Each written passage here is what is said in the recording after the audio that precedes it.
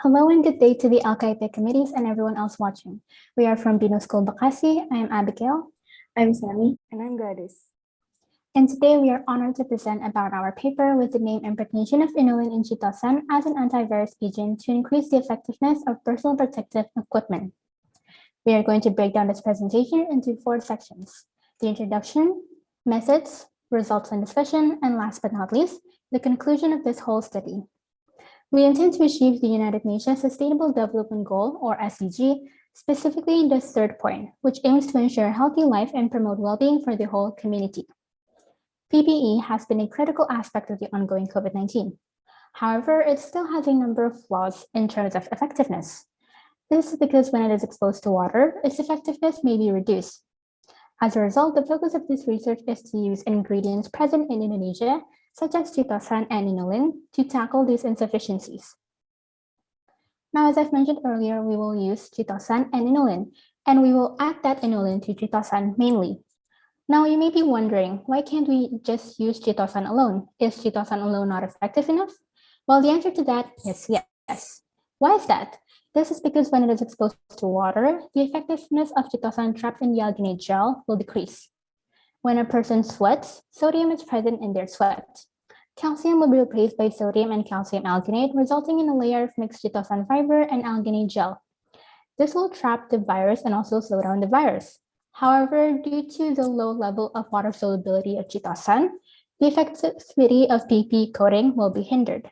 Therefore, we need to replace something more effective, namely by adding Inulin to Chitosan, which has a strong chemical bond and a higher level of solubility in water. In addition, Inulin has a function as an inhibitor of the growth of pathogens from bacteria and fungi.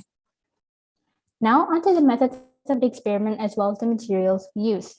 The materials we used are the following: cellulose cotton, beaker, syringe, petri dish, Chitosan, Inulin, and alginate powder. The first step is to make the mixture of Inulin and Chitosan with a 1:1 ratio. Next, we will impregnate the cloth. The third step is to make the sodium alginate and calcium chloride. After that, we lock the Chitosan Inulin mixture using direct spherification.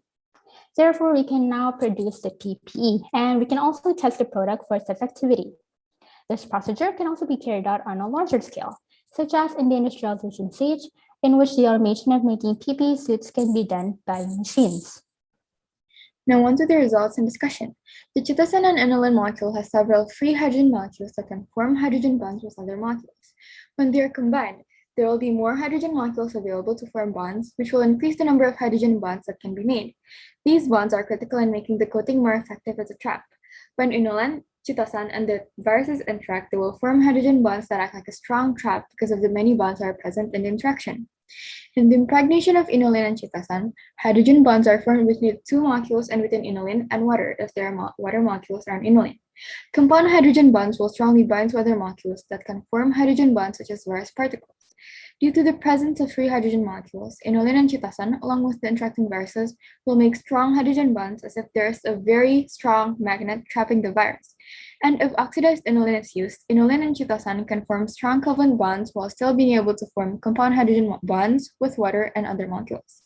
So what kind of molecules needed? The old PPE did not have strong chemical bonds with viral particles. Taking that into account, small pathogens can pass through the pores of PPE upholstery cloth easily, especially through water. However, this will decrease the effectiveness of PPE drastically. Therefore, we need molecules that are able to bind with pathogens, effective even in wet conditions, maintain the effectiveness of the filter, and allow gases to pass through quite easily. But what if we use another molecule instead of Inulin? Let's take, for example, cotton. The cotton molecule has some disadvantageous properties, such as being insoluble in water.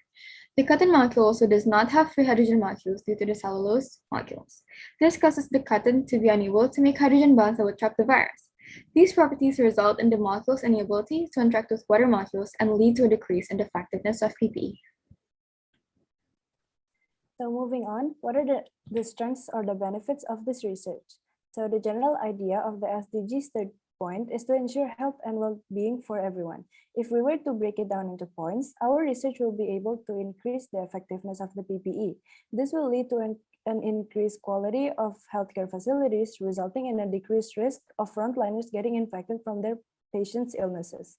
This will be especially helpful during pandemics like the coronavirus that we experience today. Now, since the aim of our research is to further develop previous study, which is done by Siregar and Da Silva, here is a table of comparison of the antiviral agents.